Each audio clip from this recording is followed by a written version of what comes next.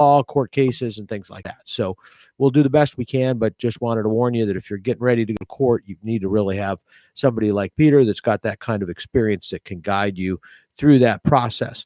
And then the last thing I'd mention is that when you call in, we do not need your association name, because from time to time that confuses people. They think it doesn't apply to them, and it may be the same problem they've got. So we don't need your association name, but we just do need someone to call you. So anyway, just wanted to mention that. And other than that, say good morning, Peter. Good morning, Peter. So how are you doing this morning? Ready to go? I'm ready to go. Henny Youngman here. Yeah. Yeah, that's right. Who's that? Yeah, but see that it is one of those things. Somebody knows. One of our caller knows. We'll go with our first caller, Edna. Go ahead. Okay, if a board receives insurance money to make structural repairs to a clubhouse or any of the condominium buildings, what obligates them to spend the money to do this? That's question one. And then the second part of it is, if the board got insurance money to fix, say, the interior of the clubhouse and did so, but there was money left over, where does that money go? Well, most documents address this. This is condominium or homeowner association? Condominium. Okay. The condominium statute does provide, basically that the association is responsible for the repair and replacement of casualty damage. It doesn't talk so much about the proceeds. Usually that is addressed pretty specifically by the condominium documents, which talk about the use of the proceeds, which obviously should be used to repair the damaged property. They also talk about in the documents what happens with any surplus of that typically.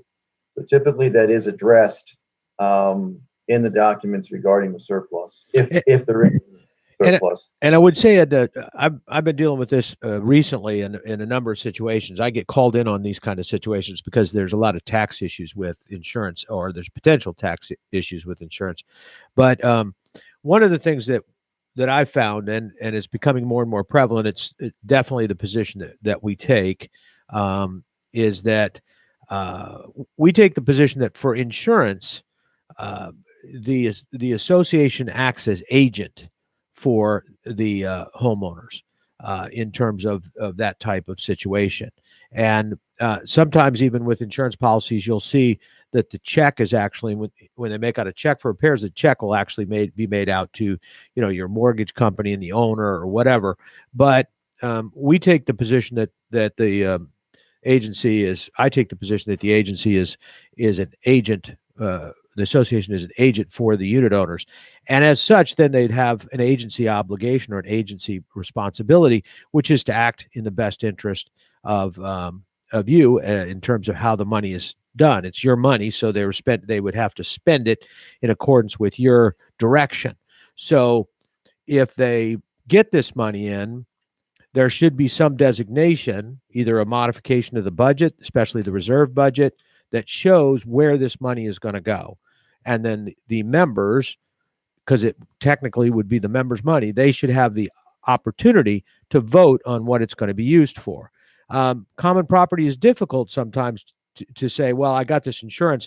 Is it specifically for this for this portion of common property? Maybe not, but that may be an area that needs to be fixed. Maybe some other area that you got insurance for has already been fixed, or you had reserve money for, but still, I think it's the unit owner's money, and it's the obligation of the association to basically either direct, to show where it's going to be spent and have the members or at least the board, but hopefully the members approve some sort of use of that funds in terms of a reserve expenditure. If they don't, I believe that it opens the association up to significant taxes, generally somewhere around 30% of the insurance proceeds, of the net insurance proceeds. So if they don't take that path, then you're going to cut the federal government in for $300,000 per million. So it's a very expensive process if the association decides to argue against that. And I think it's wrong if they do, because I think I think in this case, it's your money, and that the association is just acting as an agent. Again, that's my position from a Well, practical, legal. they act as an agent for almost everything, but Right. I mean, you also have, I mean, also many times, I mean, I don't know whether there was any kind of special assessment early on for this damage. Oftentimes, the documents will say that any insurance proceeds will be applied first to that assessment and then to the damage. So you have to, look and see whether you truly have any surplus funds or not. You really might not even have technically surplus funds. That money was released. So you have to really look and see, what kind of, what was the damage? Was there any early on special assessment that this insurance proceeds maybe should apply to? Things like that. So, but you really have to look at documents pretty carefully. Yeah, and like I said, and again, for the other listeners out there, not necessarily you, but for the other listeners out there, that if you ignore this, associations do pay taxes. And this is a situation where you could end up paying taxes if you don't do this right. And it's not like going to be a couple $100. It's going to be a couple $100,000. So yeah, we got 100,000. So that's so in your case, right there, $30,000 potentially, if depending upon how it's done, and that you could end up owing in taxes. Otherwise, if you do it correctly, you will owe nothing in taxes. And it's a much more straightforward process. But again, it requires that you handle the transaction in a certain manner, including what you do with the funds, how you show the unit owners that you're spending the funds through the reserves, through capital items, that kind of thing. So anyway, it's just something. I think they put the money in the general ledger. Well, if they can put it in the general fund, the operating fund, that's a problem. Yeah. That's a problem to do that. They need to show what kind of capital items that they're going to spend it on or have spent it on, put it into the reserve funds to replenish those reserves. If there's a requirement, like Peter said, to then pay the assessments back, then you've got to do something with the assessments.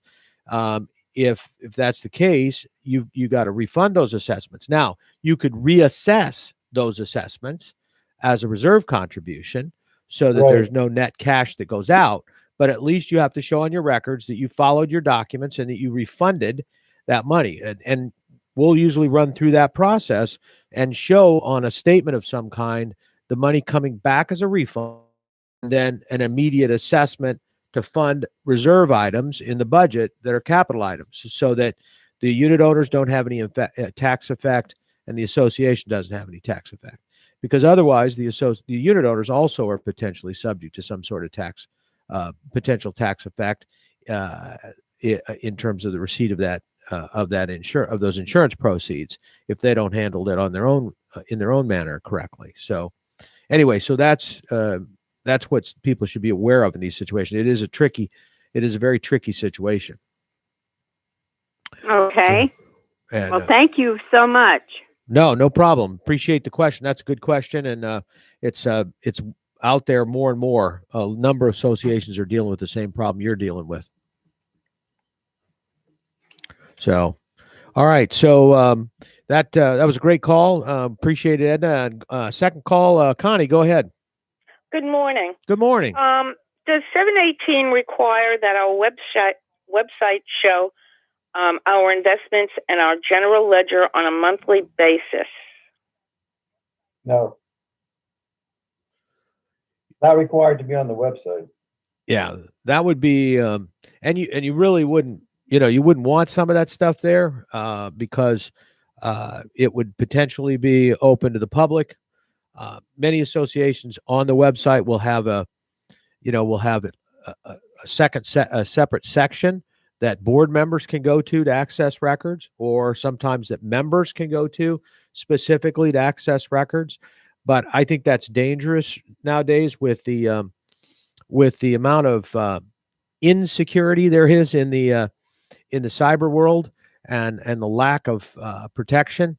That I think that it's dangerous to have too much information floating around about members, the association, its investments, and its bank accounts, because it does encourages spam, but it also encourages attacks and things like that. So I think I was not a big fan of the mandatory websites to start with because of this issue, and we've seen, especially in the last 3 months, but in general, we've seen a huge increase in the amount of cyber attacks that are occurring on entities, including government entities and things like that. So if you've got, let's say, your investments, even if it's just a balance sheet that shows you have, $1 million in investments, you're immediately going to be a target for primarily the Russians, who make a living off of doing just that. They have a group that does just that. They target you, and they put a lot of these. They load down these Trojan viruses that then activate, and they threaten to wipe out your system unless you pay them a certain amount of money. And now you are required. It is financial related, not what you said. You Right. are required to have your budget on there, any proposed budget, and your financial report. Whether that's Right. in any monthly income or expense statement. And that's that you're considering. So you are required to have that on the website, but not a specific list of investments. Okay, but as a board member, are we entitled to request that? Well, that's different. See, all of the financial information that an association has is an official record. Okay, so any financial information, any accounting information is an official record, and any owner can see it upon request. Okay, you asked specifically about posting on the website, so that's a little different. The posting on the website is the budget, any proposed budget to be considered at an annual meeting, the annual financial report, and any monthly financial report or statement that's going to be considered at a meeting. Okay, so any board member or homeowner is entitled to that information.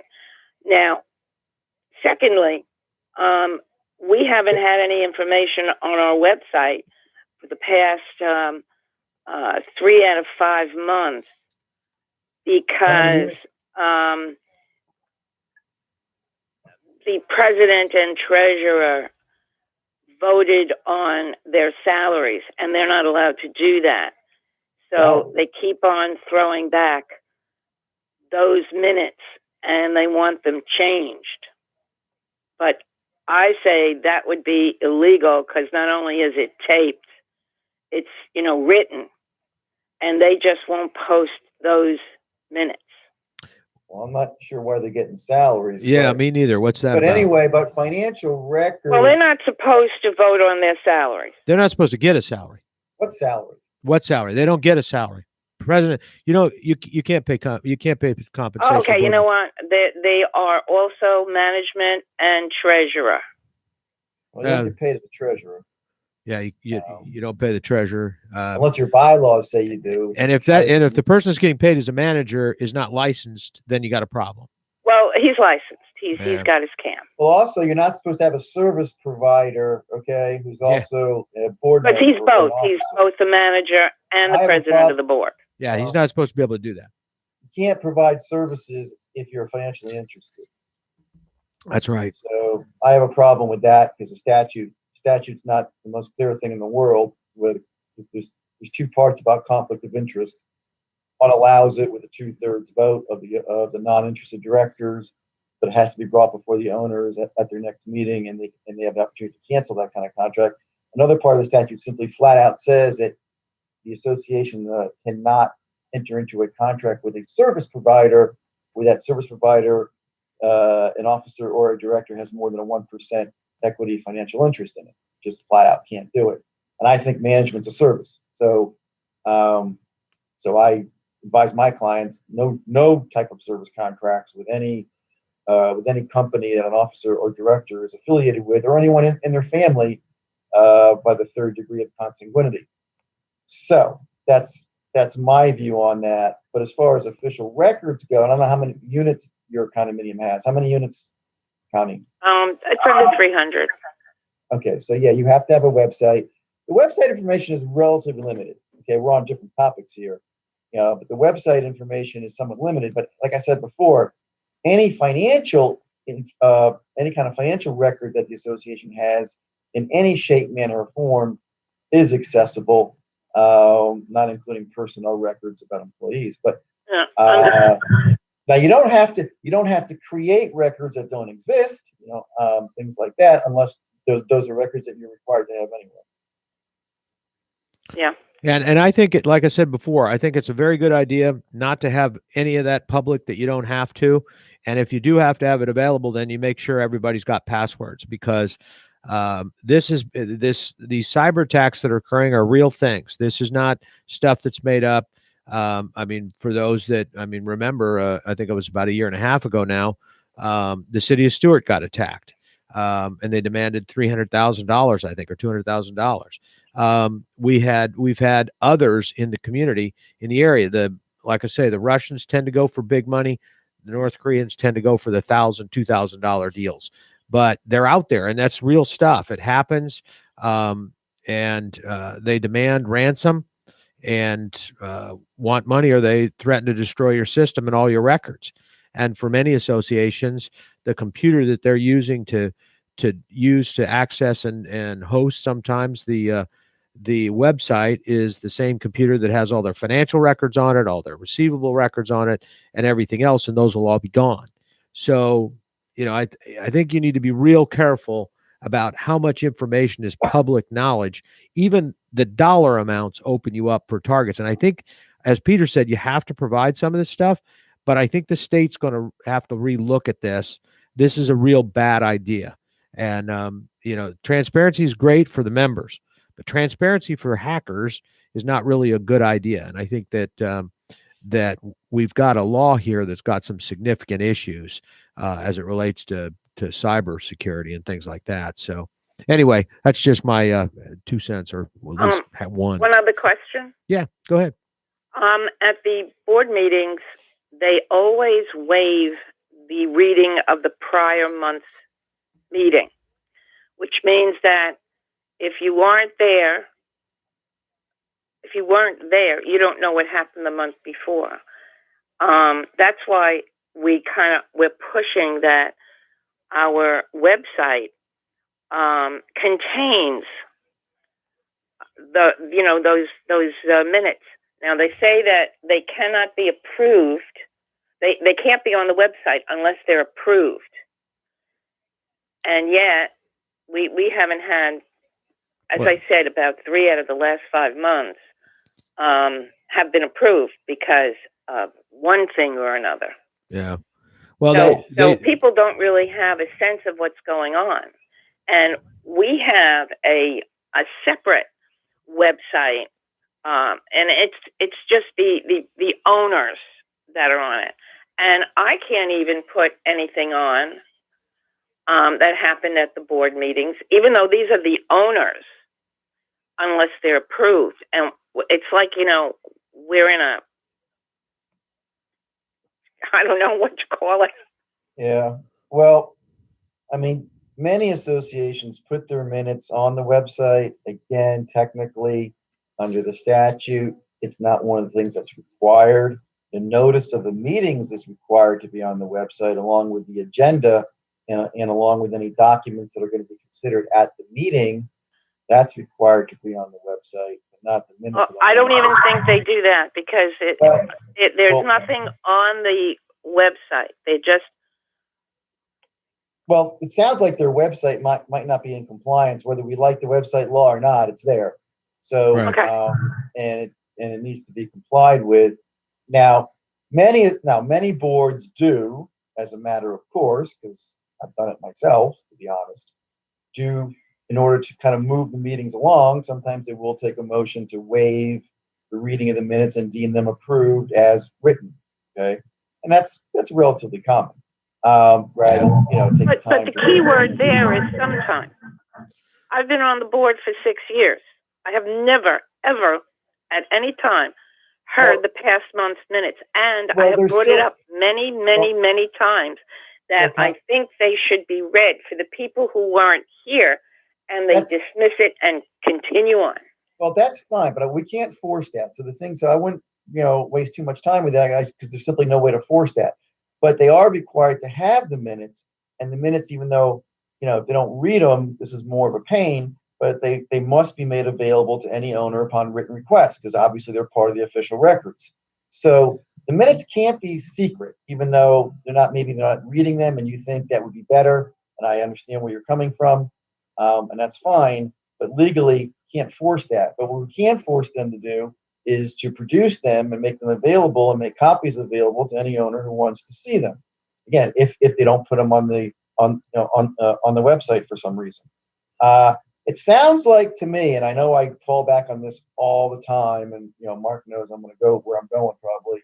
But at the end of the day, if this board is not conducting themselves in a manner that you think is, I'm not going to say legal, illegal, but just not the way that you would run the corporation, whether it's within the parameters of the law or not, you know what? Your best remedy always is political and to vote them out.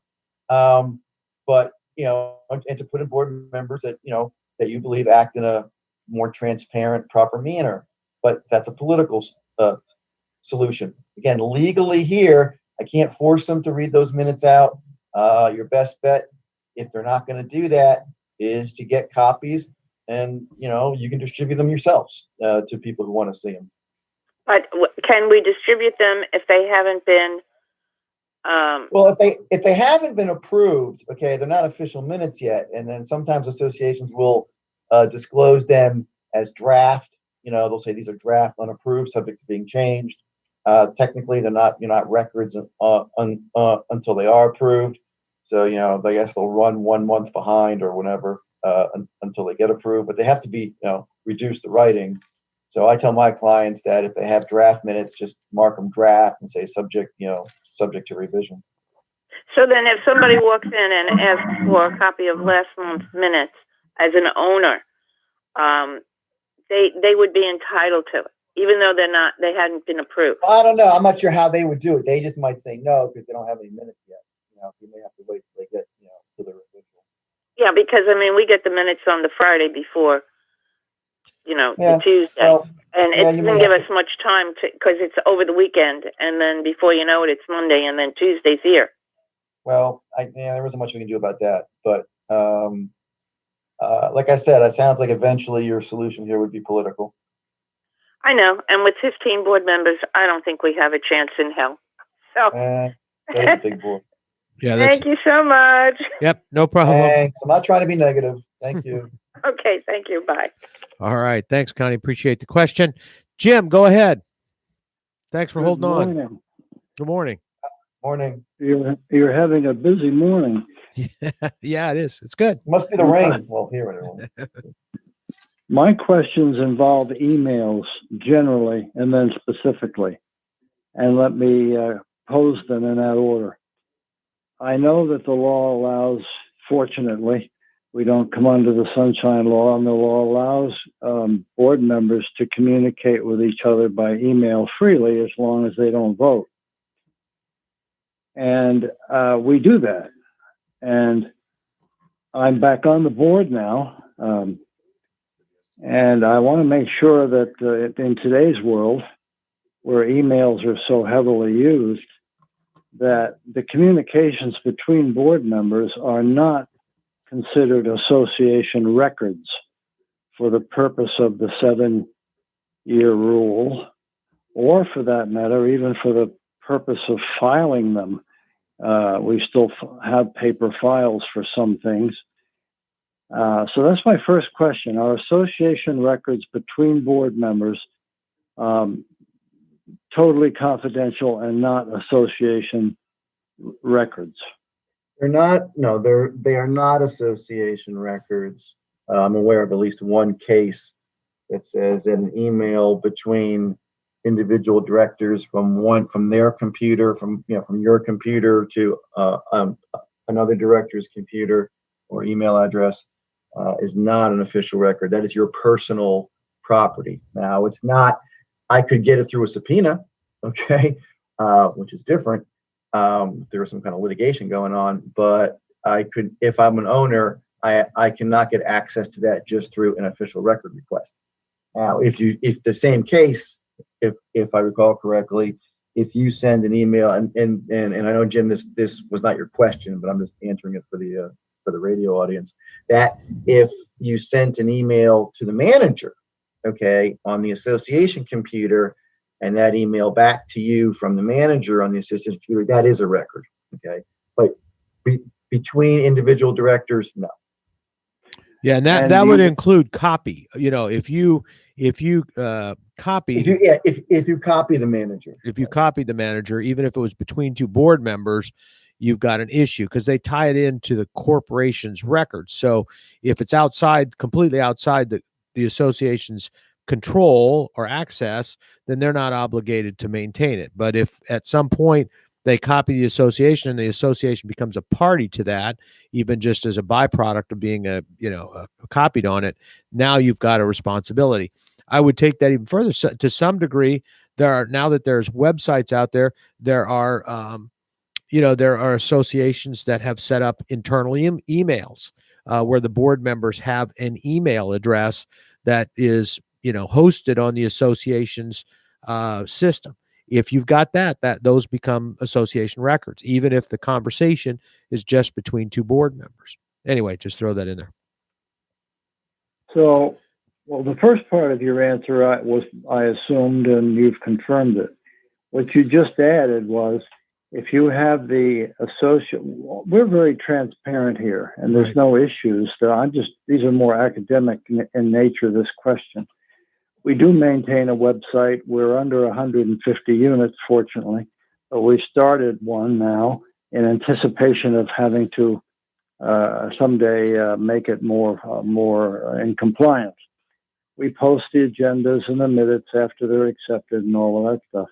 But are you saying that if the directors' emails are listed on the owner's portion of the website, that makes communications between unit owners only part of the association records? Or are you saying that if if a unit owner contacts an officer or a board member, and that email conversation ensues, that becomes part of the record because the unit owner initiated the email and it went to the address posted on the website? No. What I'm saying is that, let's say that your association, is 500, units or something, and so you've got a fairly robust accounting and email system and that kind of thing. If your association decides to set up a at happyacres.com and you're Jim at happyacres.com, and that's being hosted by your association. In other words, if the association decides to set up email addresses so that people can email each other using the association activities or for any activities, and people are using that email, you've got an issue. And some people are starting to do that because it's easy to set up that kind of thing when you set up a website, or a GoDaddy type situation. You can set up emails pretty quickly that are at happyacres.com. And so now all of a sudden, because that's now under the purview and control of the association, that would become an official record, and that correspondence would have to be retained. But on the other hand, even if you've listed your email as they've got a listing of people, of members, unit owners, whatever, and they have their private emails listed for some reason, then that information is not between two members. Even if they got it off your website, would not be considered something that have to be maintained, again, unless they copied the manager at the association's email address. So yeah. Okay, I appreciate the clarification. Now let me take this to a little different level. If we do a vote by consent between meetings, and under COVID everything has become so difficult, I know typically there's a form that's filled out and all of that, but the board has, the prior board, and I suspect this board will be faced with the same type of situation between meetings. What I have always thought with COVID is that if we have a single email chain that starts off by posing the question, and that if all 7 members sign onto that email chain, I consent, that we list the item on the next agenda and ratify that consent, that would be enough to meet the requirements of the law. Am I correct? Yeah, generally speaking, the board can ratify things at a regular meeting that they may have done in between meetings or without a meeting. It's not my favorite thing in the world to use that as an MO, too often.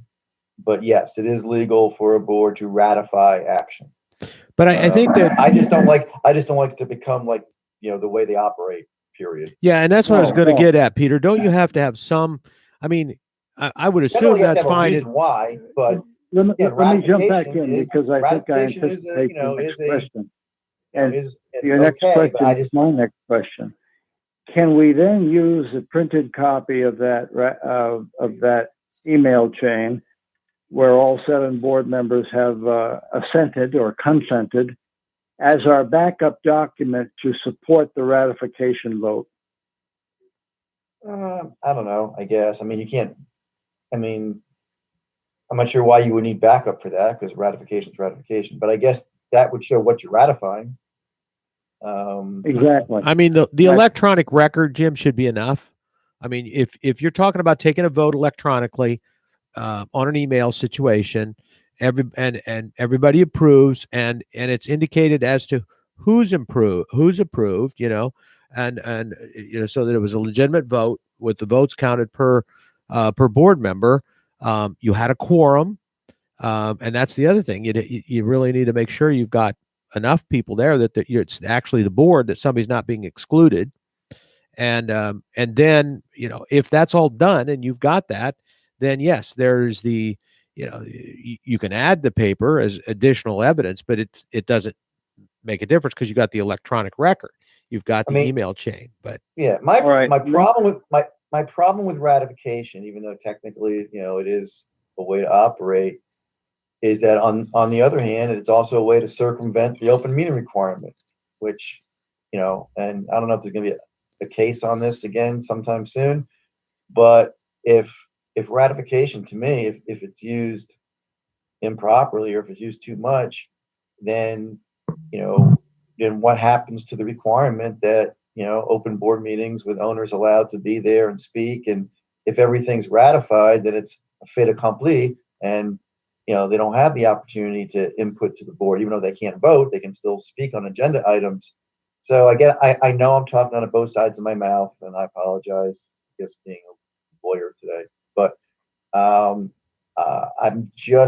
tell my clients, use it sparingly. Quite frankly, I'm not a huge fan of ratification becoming a crutch. Every now and then, yes, if you have to, because something had to get done and you didn't have a time for a meeting or inadvertently didn't have a meeting, okay, fine. But I don't like it when it ends up circumventing the open meeting requirements. And I think we use it very sparingly. Okay. And I'm not saying that I wasn't making that accusatory. I just want to make sure that everyone listening understands that, yeah, it can be used.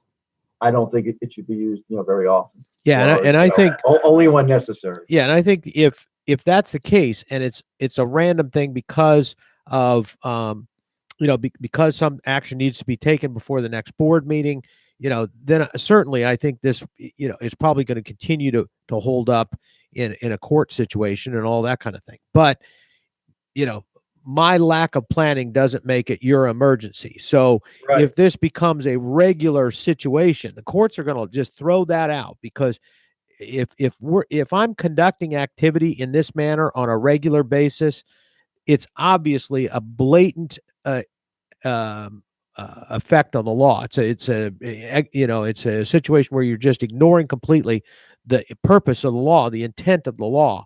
And the courts aren't going to allow that. And the ombudsman's not going to allow it on a condo situation. It's just not going to be allowed because obviously. Let me give you a hypothetical. We have in our rules and regulations, we've incorporated the fine provision, and we have in those rules and regulations fines for certain things. We have a fair hearing committee. We've used the process. Our attorney set it up with the proper notices, the 3 letters and all of that. And we've been successful with that, and there's been a deterrent. That's the main reason we adopted it. So people know that if they're going to be fined, they'll be more inclined to follow the rules. So let's say we find a grievous violation of one of our important things. Let's say for example, we don't allow pets here. And let's say that we find a person that's here with pets. And we've had issues with pets before, and each time we've dealt with them. Do we wait till the very next meeting when the pets have left to take some action? Or can we, by consent, start the process and ratify that at the next meeting? Well, I can say this, and then Peter can jump in and tell me I'm wrong. But I can tell you this. If this involves a fine and you're doing it in this manner, and the person that's being fined or other members are not having the opportunity to voice an opinion on that fine, I'd say you got a problem. And I understand what you're saying. A lot of, and people know this. These things become moot points. It's like the situation where somebody comes in and rents the unit out for 2 weeks, and by the time you've taken action, the courts aren't going to address it because the person's gone. Right. So I understand what you're talking about, and it doesn't work really well, but and that makes it very difficult. But if you've got a situation where, you're constantly handling these via fines and or via email and not giving people the chance to defend themselves. And of course, I'm going to immediately come to your board meeting and claim emotional support animals. So therefore I don't have any pets. So at that point, you now probably are looking at some sort of a challenge. And as a board member, I would want to make sure that I follow the rules so that if I am challenged, at least I'm not opening myself up to some sort of potential liability. Yeah, you've answered my question. I got you on that one. And that segues into the last part of my multi-question here. Over the years, we have accumulated so much information on our computer. We've had several managers. Before that, we self-managed back in the day when I first went on the board. Seems like ages ago. So over the years, the computer has accumulated a lot of information. We have, the board understands that the person in charge of the computer maintains and is responsible for it. In this case, the manager retains control over that portion of the computer, except for the email portion that we all have access to. We understand that.